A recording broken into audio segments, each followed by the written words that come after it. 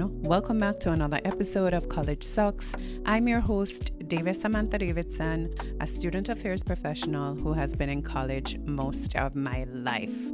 If you're someone who absolutely cannot study, whether it's because you procrastinate, get distracted, or just straight up hate it, this episode is for you. Today we're talking about real, practical ways to get through studying without feeling like you're dying. And hey, exams are right around the corner. We have no time to play around. Let's get into it. College Sucks, episode 23, Studying Sucks, a guide for people who can't study. Stay tuned.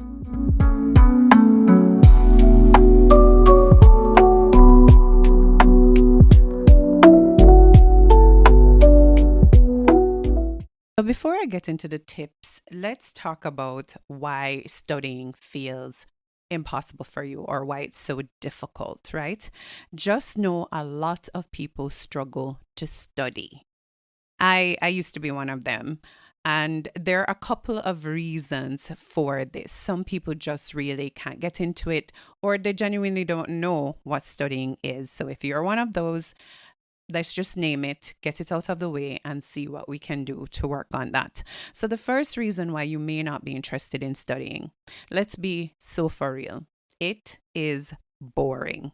Studying requires attention, focus. It demands that you stay still, that you learn something again. So you learned it in class. Now you need to revise or practice it to be able to deliver in an exam. So it's a lot of effort on topics that you've already explored, probably don't even like, but you have to do it. So your brain requires stimulation, and staring at a textbook, reviewing notes, practicing equations, remembering formulas, that's just not exciting. If you have to pick between studying and watching a movie, it's a no-brainer. You're definitely going to pick the movie. Some people even say they would rather just walk around in circles than studying. And some people actually do that. Like they're supposed to be studying and you just see them wandering aimlessly because it's boring and nobody really wants to do it. The next reason is that you have an attention deficit. Now, there are tons of people running around. I have self-diagnosed myself. Sorry, that's a double neggy. I have diagnosed myself as having a short attention span. I find it really difficult to focus on one thing. I will start on one thing and venture off into something else. And I even find it difficult to focus on people's conversations. If they're taking too long, my brain is just like, can we get to the point? Can we get to the point? So can you imagine how I used to be in my lectures? Like I just wanted to know the information. I didn't want to build up. And it's kind of ironic because my podcast episodes are 30 minutes long. I try not to ramble, but of course there are lots of things that are said. So I know that people struggle with focus and with attention. But if you're going to be successful in college, you need to rein that in. It's very important that you pay attention and stay focused. Focus is the ingredient for success. So it's easy for you to get distracted. And when I was in college, I was easily distracted. I would rather go on the block and talk to my hallmates. I would rather just do something else, anything else, read a magazine, go watch TV in the common area. I went to college many, many years ago. You have way more distractions and they're right at your fingertips. So there are tons of activities going on your campus. You might be in a relationship. You might be running a small business. You still have other things that demand your attention, coursework pieces, presentations. You may have a part-time job. You may have a child.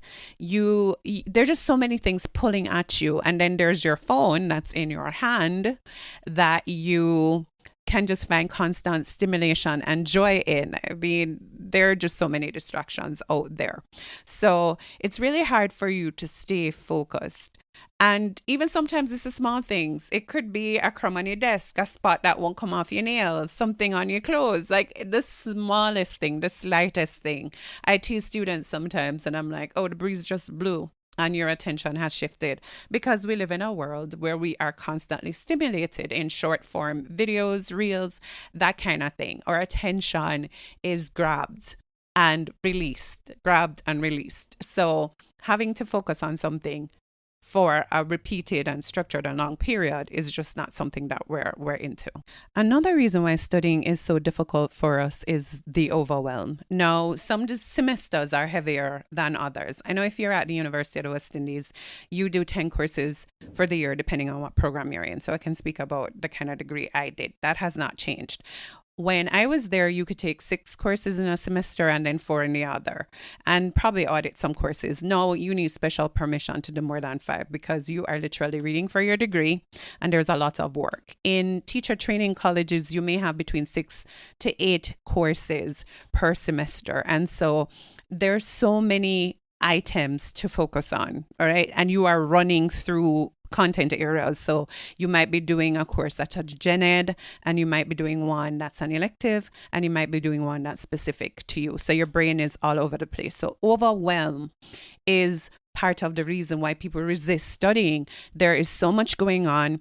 You feel overstimulated, you're overwhelmed, and you don't know where to start. And if there is one thing I know about students and even about myself, it's just really human nature. A lot of times when we don't know where to start, we just do the simplest thing. We just don't start. So the overwhelm prevents you from diving in to the matter at hand. Another reason you can't study is because you've developed a can't study identity. If you've told yourself for years that you're bad at studying or you really don't know what to do, it becomes a self-fulfilling prophecy. Remember what I said? You don't get what you want, you get who you are. So if you keep saying, oh, I just can't study, and you make absolutely no effort to learn techniques that can work, or you don't ask people who know how to study how to do it, you don't check out your student affairs professionals and ask them if they have any tips, you become that identity. And so you don't think about studying. You just cram or say, whatever I learned in class, that's what I'm going to apply to the exam. And I'm here to tell you that it does not have to be that way. Everything is a choice. You have to be intentional. You have to take the steps that are necessary, because all of those students who are getting awards, gaining scholarships because they have great grades, they are not better than you. Okay, I am here to tell you that they do not have any special gifts. Yes, they might be one or two where information comes easier to them, but best believe they are putting in the work. So all that needs to happen is that you need to put in the work too.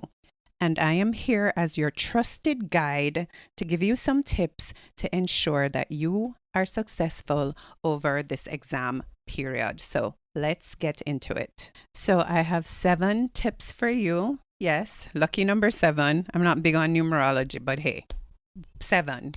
It's a lucky number. Let's work with it. So the first tip is you need to just show up.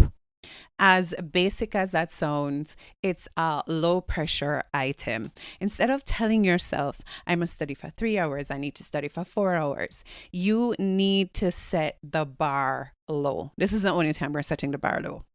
Just in terms of what's the first step, you just need to show up. That is a tiny low pressure goal. So you can even say, I'll sit at my desk and open my books or arrange my study material for 5 minutes. You can set a timer and you can do that. Once you start, it's easier to keep going. The hardest part is always the start. It's the truth.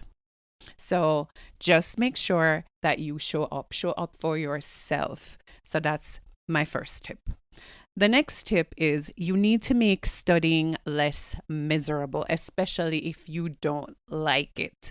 Now, I must say I enjoy a challenge. So when it came time to prepare for exams, I would like to move from a point of not knowing to knowing.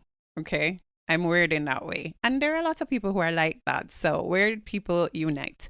I like to have seen a question, can't answer it, And by the end of a study session, I can write it back and forth. You can flip it, reverse it. I have it. I know it. That for me is something that I enjoy. But before you get there, you have to make sure that the process is not that miserable.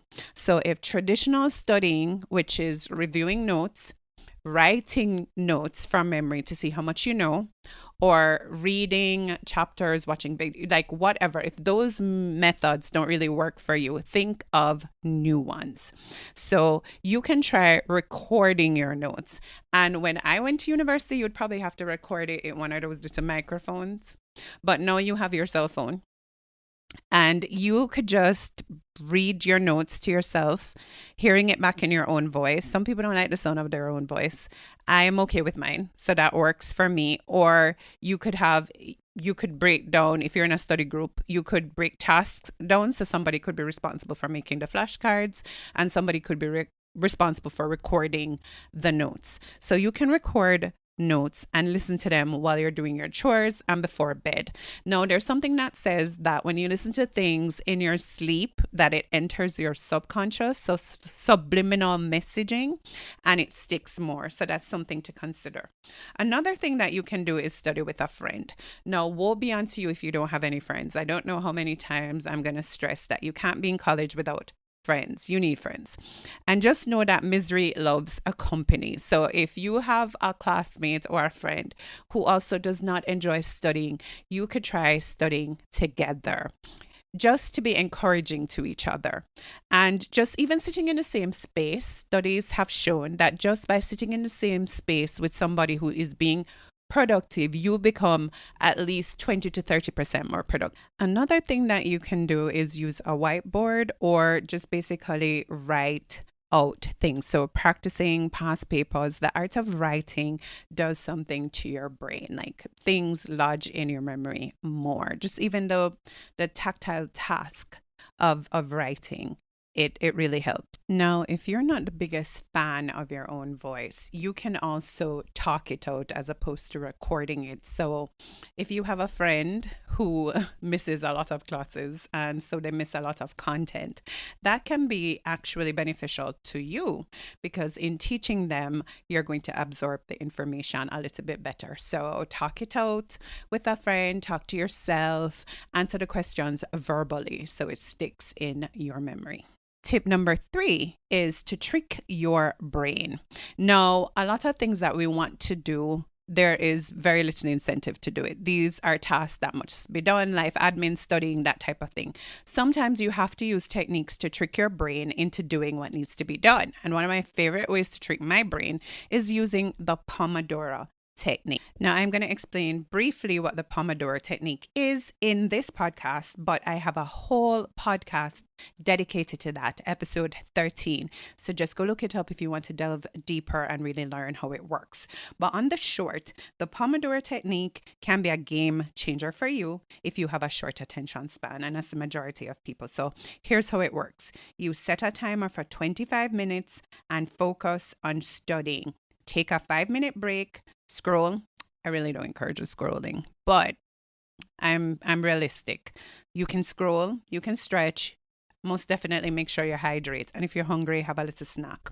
Repeat this 4 times. And after 4 times, take a longer 20-minute break. Knowing that a break is coming makes studying less painful. I don't know why, but it just works to take tasks in smaller bite sizes than to be like, okay, I'm going to be studying for 3 hours. Nobody wants to do that. So Pomodoros are really, really helpful in tricking your brain. Tip number 4, use really simple study plans. So instead of these vague goals where, okay, I'm going to study chemistry today, I'm going to do physical science today, you need to set specifically what it is that you'll be doing. So you can say, I'm going to read chapter 5 in my text, because you might be, even though it's the end of the semester, I know that some of you are lagging in the content area. And without the content, you're going to find it difficult to answer a lot of exam questions. So some reading is still required. So you want to say exactly what you will read. And at this point, the whole chapter doesn't make sense. So maybe a summary of the chapter. You can decide that you're going to write 3 key points on flashcards. Yesterday, I did context boxes and concept boxes with my students. So if you have a topic, you just design some boxes and you put everything you know about that topic or that concept in the box. And it's just so much better to look at the boxes than to just look at notes running across a page in essay format. So concept boxes is one of the things that really works for me. You can try it. You can also say watch a 10-minute YouTube explanation. You can say, I'm going to take a small quiz. Whatever you need to do, you just need to break them down into small, manageable tasks and be very, very specific. It can't be measured if it can't be named. You have to name it. You can't just say, oh, I'm going to study. What are you going to study? Where are you going to study? And for how long is very important. We're on to tip number 5. And this is the elephant in the room. An elephant because it's big. All right. And sometimes we don't want to talk about it. It is your distractions. Let's be so for real. The phone is the enemy, the weapon that is formed against us. See, I'm not saying you, us. It is a problem. And now that we've named it, we can take the steps to fix it. So, what do you need to do? You probably need to put the phone in another room or give it to somebody to hold for you. So, out of sight, out of mind. You're not seeing it, or if it's too far to reach, you may just, leave it alone. Give it to somebody if you're home, because we're going on semester break soon. I know across here in Jamaica and other parts of the world, especially if you're using a spring semester system, that you would be going on break. So give it to one of your loved ones and tell them that. Don't give me the phone when I ask for it first. Ask me if I've accomplished what I'm supposed to accomplish before you hand it back to me. Put it on Do Not Disturb, turn off all your notifications, and get into your books. Okay, the phone will always be there. And everything on the internet stays there. So you don't have to worry about that. Another thing, and I spoke about this too when I did the episode of Power of Focus, that you need to use apps to help you if your self-control is not where it needs to be. And let's be honest, self-control is very, very difficult. Even though it starts with the word self, it is super hard. So using apps like the Forest app to grow trees if you don't touch your phone. And so for every 25 minutes, a tree grows, I think, or you have different settings, different times, but it's so fulfilling for when you do not touch your phone to come back and see a whole forest, to know that you have stayed focused. I don't know, but I really like that. And it might work for some people. Another thing that you can do is to study in a different environment. So going to your public library if you're home, or if college is still in session, going into the library, because you can't be having conversations. You can't be watching videos. Yes, of course, you can use headphones. But if other people are around you studying, it somehow kind of embarrasses you into staying focused. I don't know what it is, but just watching somebody else be productive and you're not being productive, it makes you feel kind of funny. So you start being more productive. I don't make the rules, it's just how it goes. So studying in a new environment, a library or a cafe or a new room can boost your focus. So you should really try that out. We're on to tip number 6. Okay.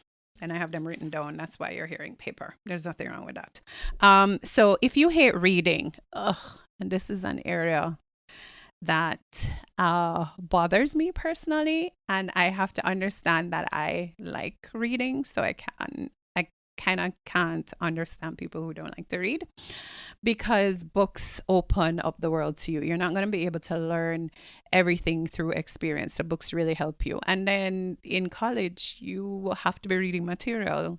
Your lecturer, your professors, they're not going to be able to give you every single bit of information there is. You have to be able to read it for yourself. However, if you do not enjoy reading, here are some hacks that you can try. So you can highlight and summarize. That way, you don't have to read everything, just the key points. And like I said, there are so many AI tools that your notes can really be read to you, although reading for yourself is a little bit better, because if you have that kind of memory where you can bring yourself back mentally to the space where you were reading the items, your recall is better. So try to highlight and summarize. Color coding is another thing that really works. You can use the AI text to speech, so that way you can have your notes read to you again when you're doing other tasks. So you can have it read while you're cleaning up your room, while you're cooking, on your commute, like, just any of those mundane tasks that you don't need to be involved in directly. You can have your notes being played to you, because at this point you can't afford to have dead time, no wasted time. So you need to maximize it. And text to speech is one way in which you can achieve that. The next thing that you can do if you're not big on reading is to watch explainer videos, like how to do something, how to work an equation, how this formula works, that kind of thing. Explainer videos are really, really helpful, especially for people who are visual learners. So sometimes a 10-minute video is better than 30 pages of a text for sure. And now we're up to our final point, lucky number 7. You need to set up a reward system. So your brain loves a reward. So you should try that. So you can say things like, if I study for 25 minutes, or if I do 4 Pomodoros, I can watch 1 episode of my favorite show. If I finish this chapter, I can give myself a treat. If I pass this test, I will buy something nice. So trick your brain into associating studying with good things. One of the things that I'll tell you as well, it's not a tip, but maybe a bonus tip, is that you need to put yourself in a good mood before you start studying. So you might want to have a little playlist, probably 1 to 3 songs that really motivate you, like motivational, high tempo songs that get you into that space, because a positive mindset is extremely important when you are going to start your study sessions. So that's just a bonus tip. Try to put yourself in a good mood. Make sure that you're not thirsty. Make sure that you are not hungry. Make sure that you are not tired. Try to sleep deeply. Take magnesium if you need to, and just make sure that you're well rested, you feel fresh every time you approach a study situation. And even if you're studying for long periods, refreshing yourself can be as simple as a power nap, if you can manage those. Some people can't. They feel worse after. They need deep sleep. But you might go for a little walk. You might play the playlist again. You might have a shower. You might wash your face with cold water. You might drink cold water. You might have some tea. But every time you take a break and you come back, just make sure that you are in a good mood. Okay? Positive vibes makes everything so much better. So, what are my final thoughts on this very short episode? This is one of my shortest episodes because I need you to get to the books. Okay. There is no doubt that studying sucks, but you can make it work. You don't have to suddenly become a study machine. The goal isn't to love studying, it's to make it less painful so you can get things done. Try 1 or 2 or 3 or all of these tips and see what works for you. If this episode helped you, share it with someone who also hates studying. Don't forget to subscribe, leave a comment, write a review.